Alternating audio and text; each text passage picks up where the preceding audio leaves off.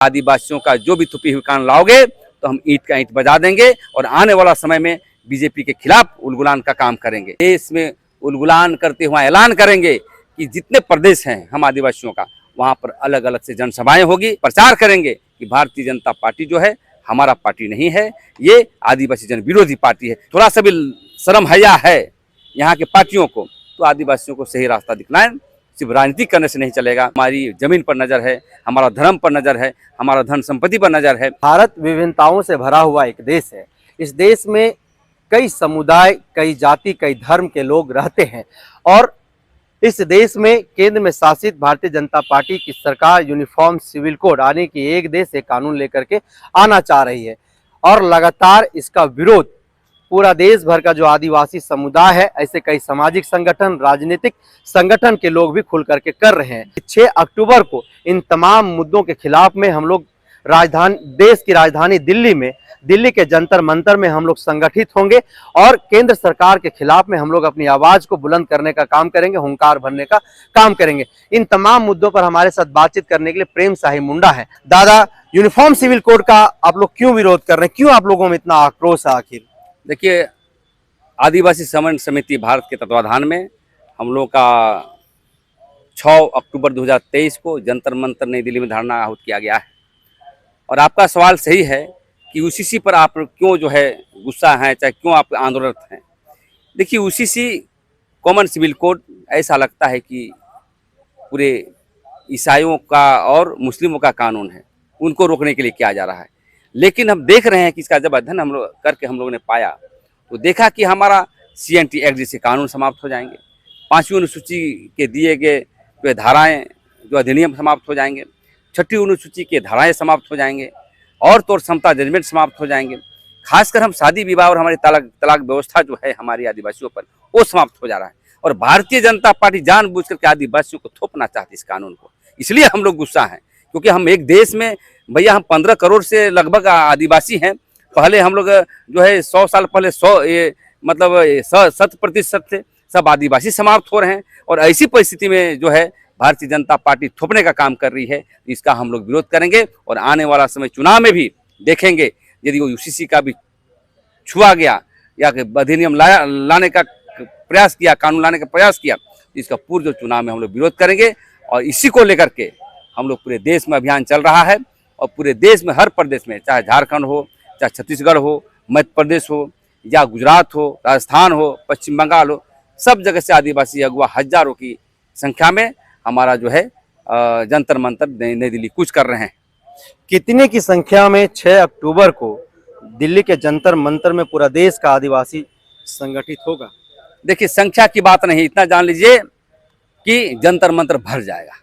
और इसकी संख्या, क्योंकि सब अगुवा लोगों को बुलाए हैं और हर लोग टिकट कटा रहे हैं, तो ये समझिए ये आंदोलन जो है आदिवासियों का आंदोलन है और आने वाला समय आदिवासियों का होगा। क्योंकि हम देखते हैं भारतीय जनता पार्टी या कोई पार्टी, हम 50 वर्ष से जो आदिवासियों को राजनीतिक हमला हुआ है। कभी हमारा नियम कानून बना दिया जाता है लेकिन लागू नहीं किया जाता है। कभी देखे हैं, हाल में आपकी बातों से हमको पता चला कि हम लोग यूसीसी का आंदोलन कर रहे थे और वहाँ पर लाया जाता है कि वन अधिकार कानून के जो ग्राम सभा की शक्तियाँ हैं उसको हटा दिया गया। तो आप देख रहिए, एक तरफ जो हमारे लोगों पर, आदिवासियों पर पेशाब भी किया जा रहा है, तो कहीं मणिपुर में जो है निवस्त करके घुमाया जा रहा है।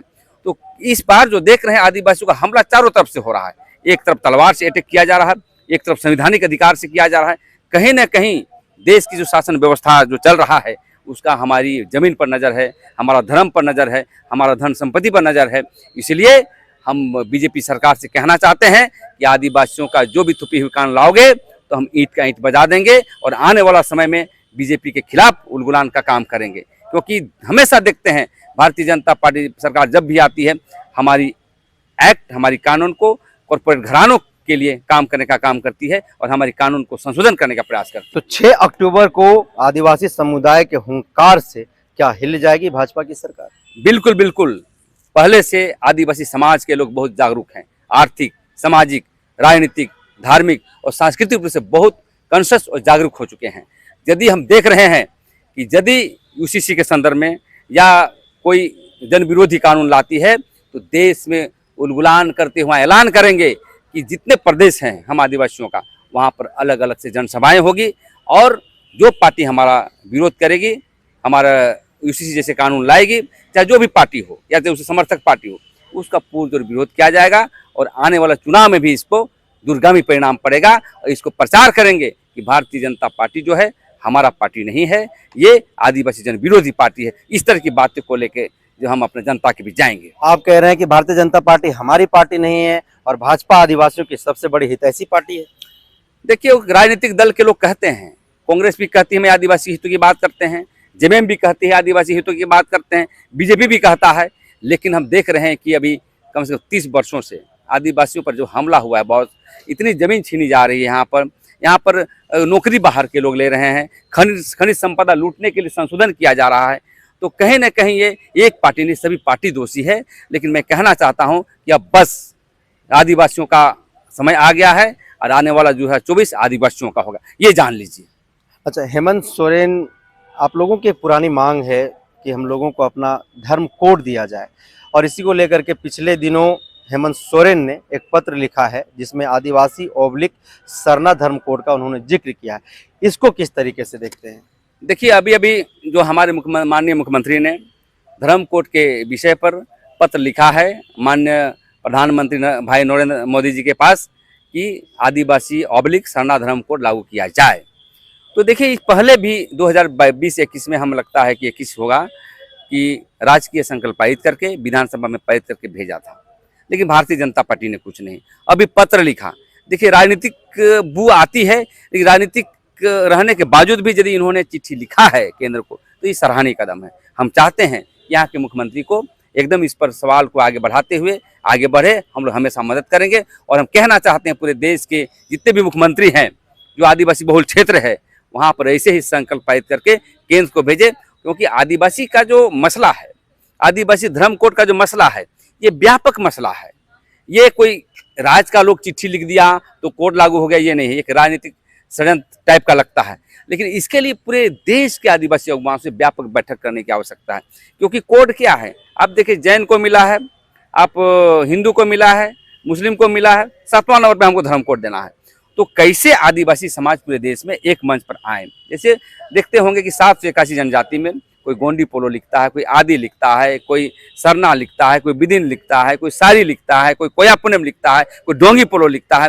अनेक प्रकार के जो अलग अलग नाम है, इस नाम को एक रूप लाने के लिए हमें क्या करना चाहिए? इसके लिए व्यापक जो है धार्मिक बैठक करने की आवश्यकता है और धर्म को जो है राजनीतिक आधार पर सदन में ला करके इस कानून को कानून के रूप में आगे आना चाहिए, तभी हमारा कोड मिल सकता है। तो इसलिए माननीय मुख्यमंत्री जो किए हैं, ये सराहनीय कदम है, इस पर आगे बढ़ें। लेकिन पत्र लिखने से नहीं चलेगा, पत्र लिख दिए मरिया गए।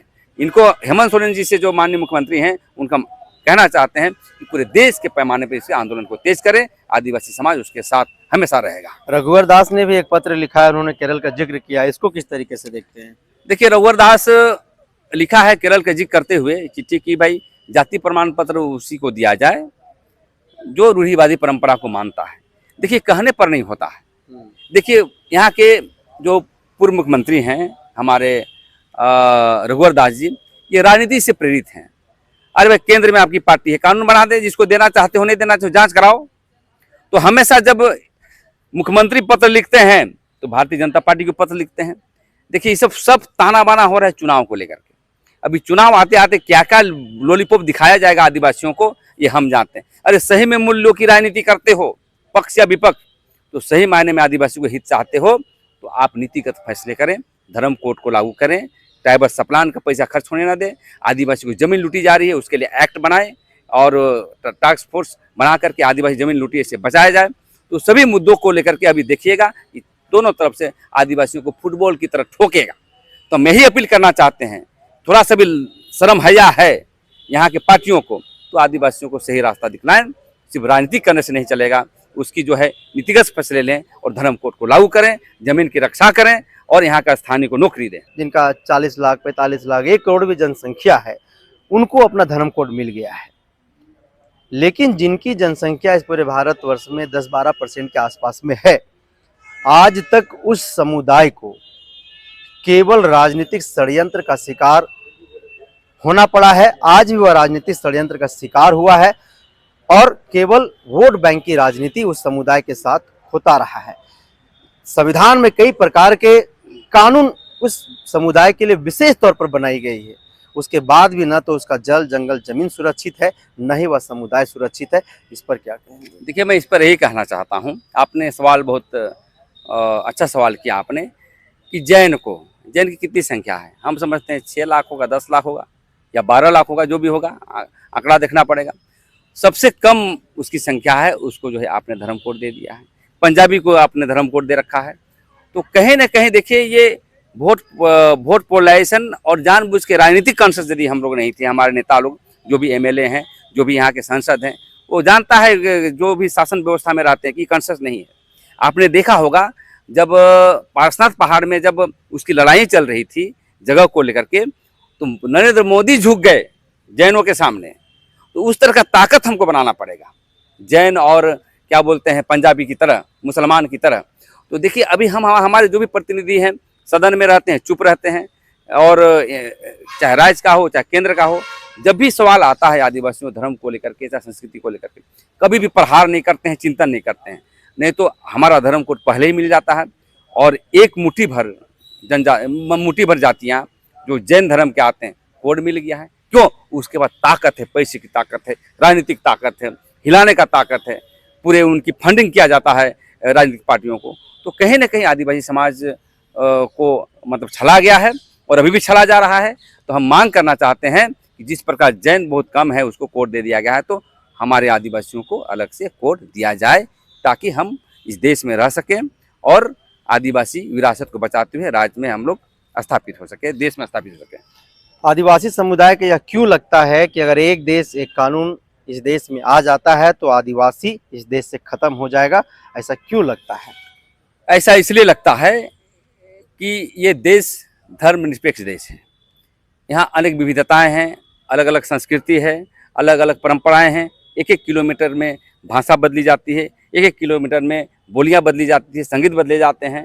तो ये कहना चाहता हूँ कि इस देश में जो तानाशाह की सरकार आ रही है कि एक कोड, एक धर्म, एक ड्रेस, तो कहने का मतलब कहीं ना कहीं ये हिंदू गाइडलाइन पर चलने का, हिंदू को स्थापित करने का, हिंदू राष्ट्र स्थापित करने का ये षड्यंत्र है। यदि वो आ जाता है तो हमारी जो संस्कृति है, सभ्यता है, 5वीं अनुसूची है, 6ठी अनुसूची है, समता जजमेंट है, पेशा कानून के दिए गए सिद्धांत हैं, 6ठी अनुसूची है, और हमारा शादी विवाह का अपना अपना परंपरा है, गांव में कर्मा सरूल मनाते हैं आदिवासियों का, ये सभी तरह समाप्त हो जाए, इसी के डर से जो है हम लोग UCC का विरोध कर रहे हैं। UCC का विरोध करें। आप लोग एक बात और कह रहे थे कि एक देश एक कानून जो मोदी लाना चाह रहे हैं, भाजपा लानी चाह रही है, तो हम लोगों का एक सवाल है, आदिवासी समुदाय का यह सवाल है जो मैं सवाल ले रहा हूँ कि क्या ब्राह्मण की बेटी आदिवासी के बेटे से शादी करेगा?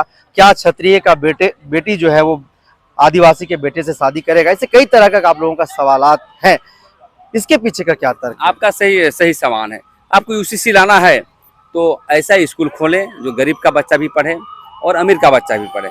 ऐसा हॉस्पिटल खोलें, वहाँ पर UCC लागू करें, एक गरीब का बच्चा भी इलाज कराए, अमीर का भी बच्चा इलाज करे, और ऐसा UCC लाएँ जो कि बैकवर्ड फॉरवर्ड का जो ताना बना है दुनिया दूर हो जाए। एक ब्राह्मण का बेटी आदिवासी से शादी करे, आदिवासी का बेटा ब्राह्मण की बेटी से शादी करे, और कोई जाति से करे। तो ये UCC एक हम लगता है कि UCC ला करके एक तानाशाह स्थापित करना चाहता है, राजतंत्र स्थापित करना चाहता है, UCC ला करके देश का लोकतंत्र को समाप्त करना चाहता है। तो इसीलिए हम लोग इसका विरोध कर रहे हैं। कहीं ना कहीं मोदी का ये एजेंडा है, और मोदी एजेंडा यदि लाता है तो हम लोग आदिवासी लोग कतई हम लोग बर्दाश्त नहीं करेंगे। रांची से बोल रहे हैं तो अब तो भाजपा को कोई फर्क नहीं पड़ रहा है, मोदी जी को कोई फर्क नहीं पड़ रहा है। 6 अक्टूबर में रांची, 6 अक्टूबर को दिल्ली में जाकर के हुंकार भरेंगे, वहां जाकर के चिल्लाएंगे, आवाज को बुलंद करेंगे, तो क्या लगता है कि मोदी और भाजपा को कुछ फर्क पड़ेगा, इसका इफेक्ट पड़ेगा? देखिए, हम लोग आंदोलन कर रहे हैं, और देखिए मोदी एक तानाशाह है, और तानाशाह को इससे फर्क नहीं पड़ता है छोटी छोटी चीज़ों से। लेकिन एक बार जान लीजिए, जब चिंगारी उठेगी ना, ये चिंगारी को कम हल्के से ढंग ले लें। आदिवासी चिंगारी वो चिंगारी है, अच्छे अच्छे को बदल दिया है।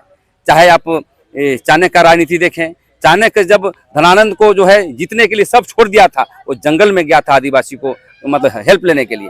तो हम जो है कभी कभी ऐसे चिंगारी आएंगे, देखिएगा कि जो जन विरोधी ताकतें हैं चाहे कोई पार्टी हो। ये बात सही है कि आज अत्याचार हो रहा है, लेकिन वो दूर नहीं है कि आदिवासी का नाम लिए बिना कोई जिंदा नहीं रह सकता है।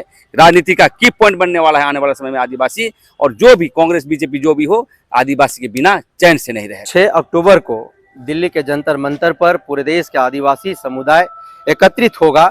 यूनिफॉर्म सिविल कोड, वन संरक्षण अधिनियम विधेयक 2023 और मणिपुर में जो घटना पिछले 5 महीने से जो घट रही है, जिस तरीके का वहां पर घटना घटी है, उसके खिलाफ पूरा आदिवासी समुदाय केंद्र में शासित भारतीय जनता पार्टी के खिलाफ आवाज को बुलंद करेगी, वहां से हुंकार भरने का काम करेगी। सीधे तौर पर प्रेम साहे मुंडा कह रहे थे कि हम लोग इस बार पूरी कोशिश करेंगे कि हमारी जो आवाज है वो केंद्र की सरकार तक पहुंचे, नरेंद्र मोदी तक पहुंचे, और यूसीसी यूनिफॉर्म सिविल कोड को केंद्र सरकार वापस ले। अगर यह सरकार वापस नहीं लेती है तो पूरा देश में हम लोग चक्का जाम करने का काम करेंगे।